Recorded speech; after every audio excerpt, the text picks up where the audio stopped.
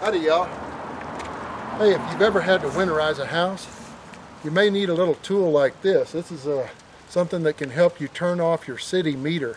Come on over to the meter and I'll show you how to use it. Slide this little T-handle down in the hole, lift up, get that out of your way, and then down in the hole there's 3 pieces of insulation, kind of like pizzas, and they go in there just to insulate this meter. Now the meter is down at about 6 feet. They dig the line down into the cellar, but as you can see there's a little valve right over here, and you just take your bottom of your T-valve and slide over the top of that, and then you'll slowly turn it righty-tighty, lefty-loosey if you want to turn it back on, but right now we're going to go righty-tighty.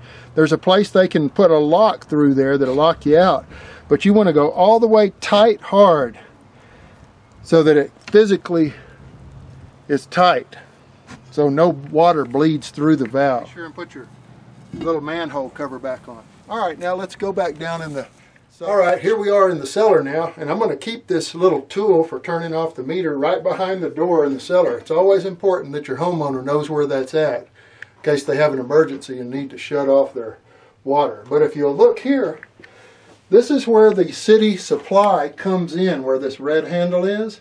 It's coming in about, I don't know, 4 or 5 feet below the surface. Next step is to put you a pail. Hopefully you'll have a low point drain.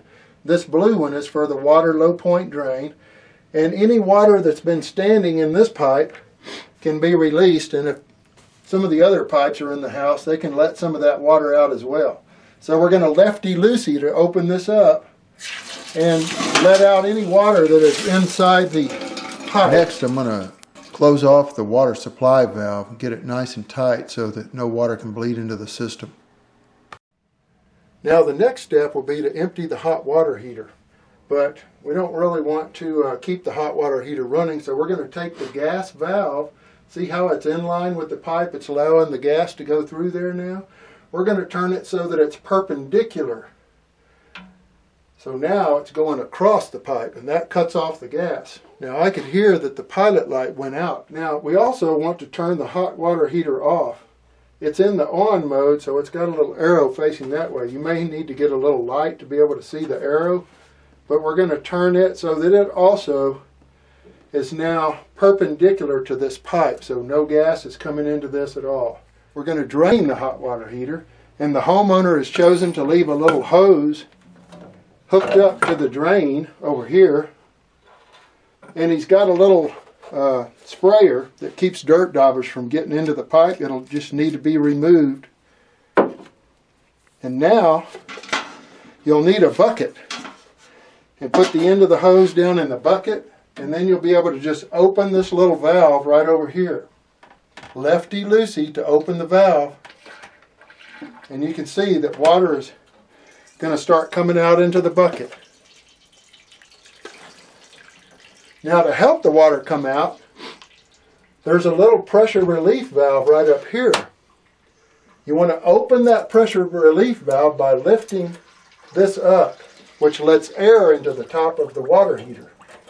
We've got a little sump pump the homeowner has provided, and so we can set that down in the bucket and attach a hose to the top of it. Be careful that you don't strip it out because it's metal going against plastic. But you want to just hook your hose up to the top of the sump pump and set it down in the water. Now this sump pump does not have an automatic off. So as the bucket gets about 7/8 of the way full, then you'll take your cord and you'll just plug it in, and that will allow the sump pump to come on. But you don't want to run the sump pump dry. Just let it empty out the bucket and then unplug it. You may have to do this about 10 times till you get all the water out of the hot water heater. So I'm going to go ahead and plug it in now and watch what happens to the level of the water. It's trying to spray out a little bit. Can you see it pulling that water down? And it does spray a little bit. I think I was putting a board over it to help keep some of that water in the bucket. As soon as it goes dry, you have to unplug it or it will burn the pump up. Then just let the water heater empty back into the bucket. You can see the levels coming up a little bit quicker now.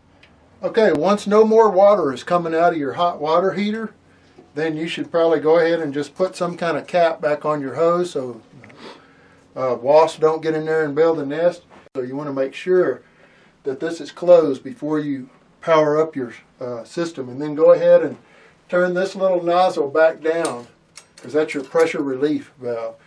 That was just being open to, you know, help facilitate getting the water out. Now, the next step is to go ahead and isolate this toilet valve. It always calls for water when this tank is empty. So we're going to go ahead and turn this valve in the off position so no water can get to it. And then we're going to flush the toilet so that it will mostly empty this tank. Don't want to leave any water in this.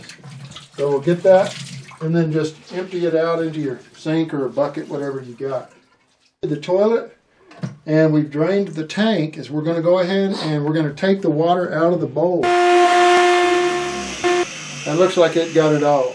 Now after you get all of the water out of your system, out of the bowl and out of the tank, you want to take some of this antifreeze. Now this is made for potable water systems. This is commonly used in RV systems to winterize, but you can use it in a house. Put a couple of cups of this down in the bowl, and then put a couple of cups of it up here in the tank too.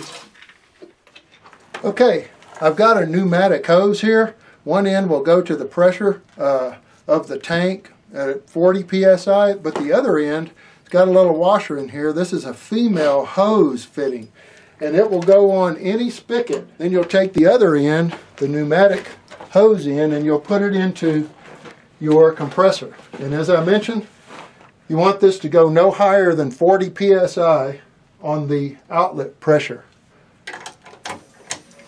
So now we have air that's feeding through the system, and anywhere we open a valve, that air is going to try and rush out. Go ahead and open up the kitchen, and you can see how much water it's pushing out of there. That's enough to destroy your diverter here.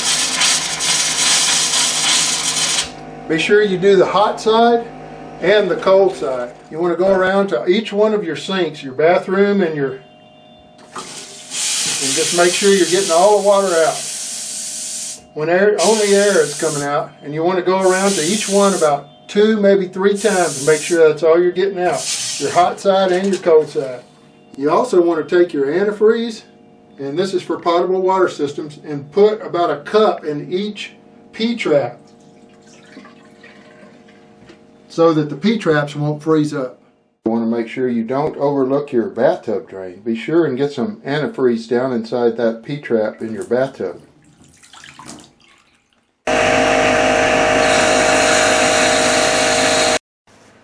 Now this homeowner happens to have an irrigation system, and he's built on a hill, but on the low side of the hill, he's got a little exposed piece here of his irrigation system. And so if you open that up, it will allow water that may be trapped in the system to come out. Now, to winterize your washing machine, you're going to go ahead and take your potable water antifreeze, and you're going to put about 1/3 of a gallon in your washing machine. Just pour it in there. After you get your antifreeze in, close your lid, push in on your washer, and bring it around to the spin cycle. And run your spin. And that'll push that, through centrifugal force, that'll push that antifreeze out into the hose, and that will help prevent the little pump at the bottom of the washing machine, and your drain hose will get some antifreeze in it. Now, in addition to winterizing the water system, it's also important to remove any remaining food items in the fridge. Be sure and unplug it, and then I like to put like a mop handle or a broom handle or something in the doorway that will keep it from closing so it doesn't get moldy. And lastly, you want to make sure that any household garbage has been removed that might attract bears. I hope this procedure helped you winterize your house. Disposal, you'll just pour some down in that also, just like you would in your kitchen sink. Pouring some antifreeze down in your P-trap. You can run your garbage disposal and let that that antifreeze get down in your garbage disposal. So anyway, hope this helped, and have a great summer.